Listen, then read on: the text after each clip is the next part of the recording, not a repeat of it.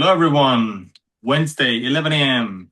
Questions, training, coaching, strength exercises. Here we go. Hi, everyone. So today's first question is concerning because you sometimes share that you do 10 minutes of cardio, and we therefore got the question, why do you actually do it? Is it like for warm-up purposes, or what's the deal with the cardio? hmm Okay, so I generally don't think in cardio and strength. Obviously, there's a huge difference between doing what do you want to call it, sports, bodyweight exercises, compared to weighted exercises, strength training. All right, so my purpose of those 10 minutes is very simple. Um, I'm thinking about, okay, preparing myself for what's to come. Okay, I can practice some stuff during cardio. And this is not about, for me, my main purpose of doing cardio is not improving my cardiovascular endurance. It's not zero. I have two main focuses. I always think about what I want to learn when I do stuff. So, what do I want to learn during 10 minutes of cardio? First of all, um, that I do it, right? I'm not a huge cardio guy. I'm not a huge, okay, I want to focus on 10 minutes of body weight work. That's not my wheelhouse. I don't like doing that per se. So I had to come up literally to kind of little bit of lie to myself why I should do it. Cardio and improve my cardiovascular endurance did not do that, right? I could not care less if my cardiovascular endurance is good or bad, whatever that means. So I focus on two things. First one is breathing, and the second one is my hips. All right. So I usually do Stairmaster, so the step thing, right? Um, for my hips, because there I can practice keeping my butt squeezed, practice the neutral hips. I always do the weird stepping over one foot, so I can practice twisting motion for my lower body. So that's the thing I'm focusing on. And surprise, surprise, the most boring thing ever, being on a Stairmaster, um, suddenly became a little bit, at least, enticing because I could see the benefits from doing it, other than some far down the future line cardiovascular heart health issues, and improving them. That's the first one. And the second one is breathing. So there's a very simple rule. I have to go as fast as I can on the Stairmaster, because if I go slow, I just bores the hell out of me. So I have to go as fast as I can while maintaining my nasal breathing. So that means I have to inhale through my nose and inhale through my, I'm sorry, I have to inhale through my nose and exhale through my nose, right? I can't do the Mhm. the dog breathing thing, right?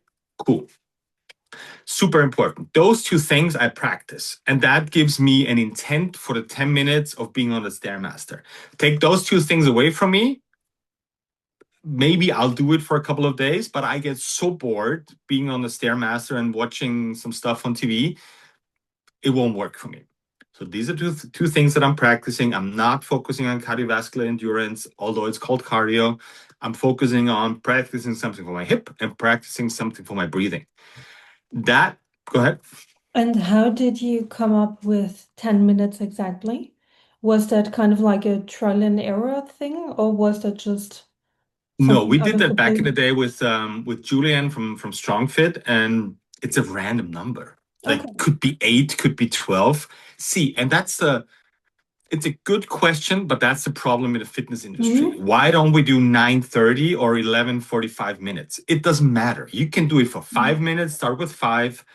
You can do it for 30, but like don't do an extreme. Don't do 30 seconds of it and don't do 30 minutes of it. Because guess what? 30 seconds won't be enough to practice something, and 30 minutes, it's kind of a compulsive behavior already, right?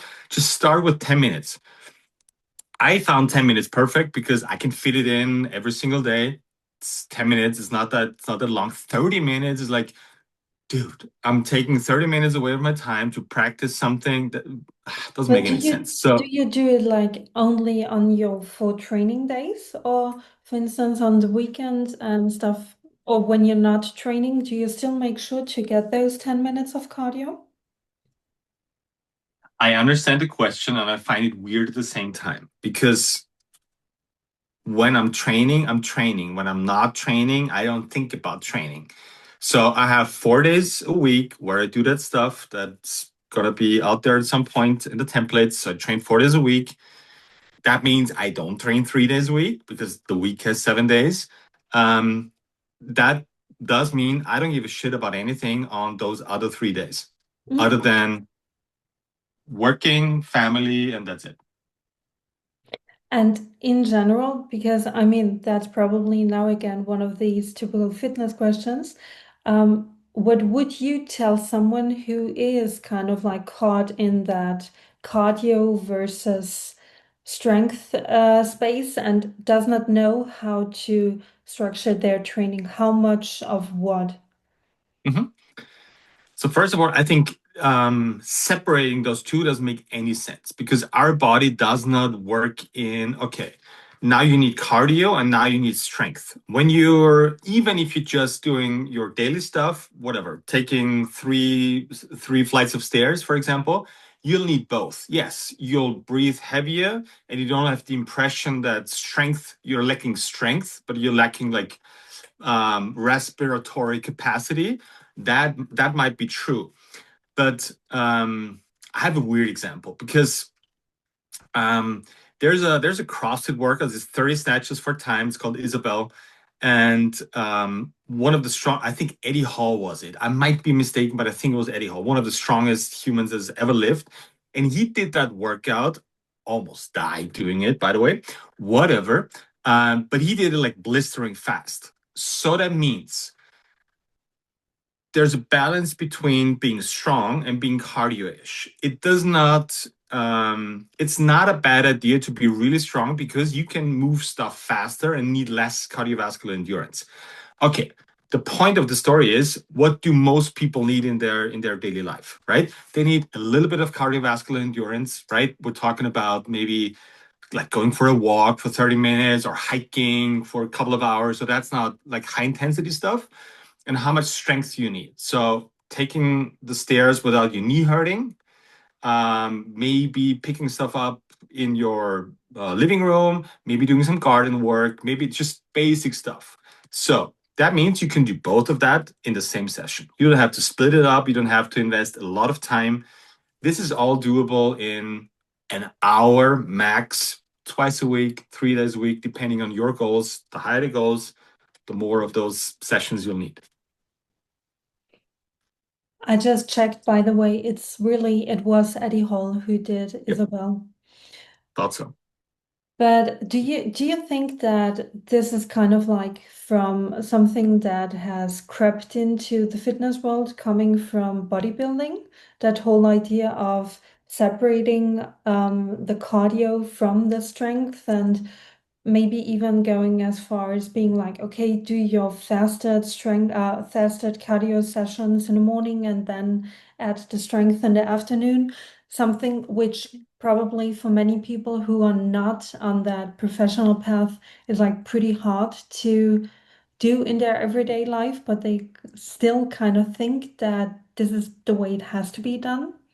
You mean separating cardio and strength? Yeah.